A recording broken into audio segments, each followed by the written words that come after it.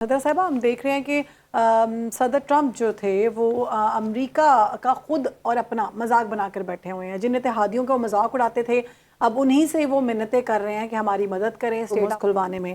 और अब दूसरा दौर जो है वो उसका आगाज़ होने वाला है आज से बाकायदा तौर पर। ईरान कहता है कि जब तक ब्लॉकेड नहीं हटाई जाएगी, हमारे जहाज़ को नहीं छोड़ा जाएगा, तब तक हम मुज़ाकरात में नहीं बैठेंगे। तो आप क्या समझती हैं कि आने वाले जो 48 घंटे हैं वो कितने अहम हैं? क्योंकि जब से ये जंग का आगाज़ हुआ है, सदर ट्रंप जो करना चाह रहे थे वो कर नहीं पा रहे थे, और फ्रस्ट्रेशन हमने देखी कि उनके चेहरे पर बहुत ज़्यादा थी। ट्वीट्स में हम देख सकते थे वो नज़र आ रही थी, फ्लिप बहुत ज़्यादा कर रहे थे। सिचुएशन ऐसी है, तो आप क्या समझती हैं कि अगले 48 आवर्स में फ्लिप होते हुए दिखाई दे रहे हैं वो?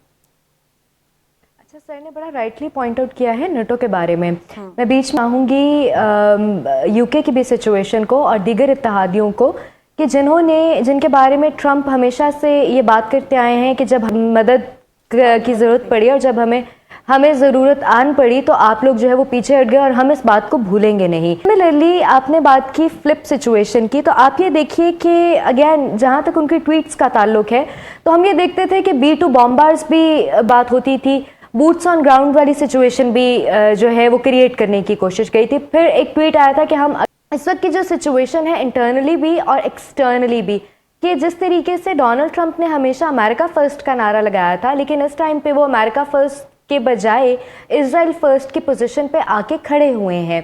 तो ये जंग जो उनकी एक मिस कैलकुलेशन थी।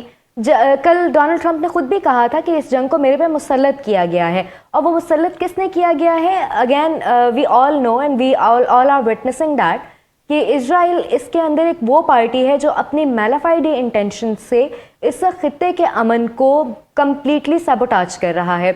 एप्स्टीन फाइल्स को छुपाने के लिए या उसके अलावा और कोई वेस्टेड मोटिव्स हैं जिनकी बेस पे सदर ट्रंप को ब्लैकमेल करके इस मिस कैलकुलेशन की तरफ धकेला गया है।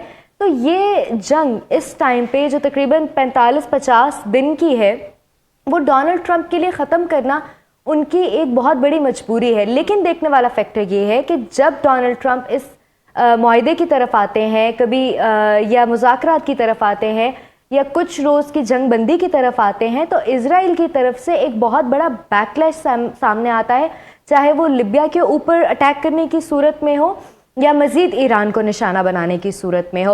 अगेन फिर मैं बात करूंगी कि जिस तरीके से मुज़ाकरात चल रहे थे और 28 मई को जब ईरान के ऊपर हमला किया गया था और उसके बाद टॉप लीडरशिप की शहादतों का एक सिलसिला शुरू हुआ था, इस टाइम पे ईरान के लिए सबसे ज़्यादा इम्पॉर्टेंट ये है कि ईरान को ये गारंटी दी जाए कि अब मज़ीद इस किस्म की कार्रवाइयाँ नहीं होंगी या अब मज़ीद जो है वो अमेरिका के और इजराइल की तरफ से जंग नहीं छेड़ी जाएगी।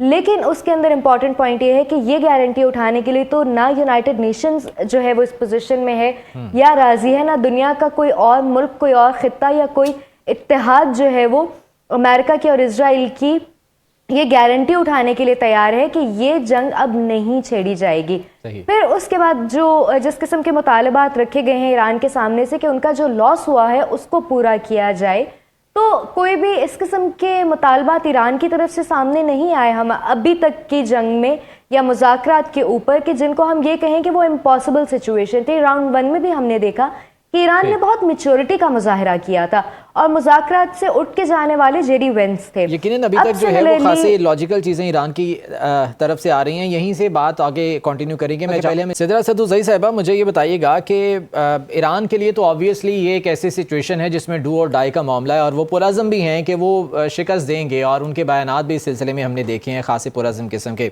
दूसरी जानिब नेतन्याहू जो कि अक्टूबर में इलेक्शंस में जा रहे हैं, नवंबर में जो है वो मिड टर्म इलेक्शन है डोनाल्ड ट्रंप के लिए, उनके लिए तो ये बहुत ज़्यादा मुश्किल सूरत हाल है। इंतहाई मकबूलियत के कम तरीन दर्जे पर हैं डोनाल्ड ट्रंप। नेतन्याहू पर करप्शन के केसेस हैं, उनसे उनकी जान नहीं छूट रही है। इस सारे सिनेरियो में शायद वो भी कुछ फ़ायदा लेना चाह रहे थे लेकिन वो नहीं मिल पाया, तो अभी ये मजबूरी है उनका डील की तरफ जाना, किसी मुआहदे की तरफ जाना। तो हम अगर ये एक्सपेक्ट कर रहे हैं कि कोई अकॉर्ड हो जाता है, कोई डील, कोई मुआहदा हो जाता है, तो डेफिनेटली उसको अबे तो वो करेंगे, उसको लेकर तो वो चलेंगे। कितने अरसे तक चलते हैं, इस बारे में आपकी क्या राय है?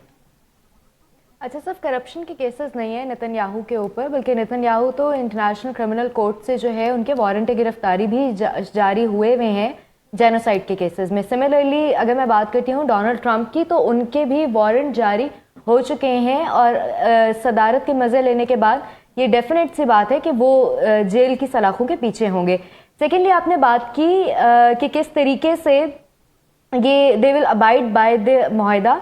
तो आप ये देखिए कि ईरान की तरफ से शुरू में जो स्टेटमेंट्स आ रही थी कि हम 10 साल भी जंग को कंटिन्यू रखने के लिए तैयार हैं,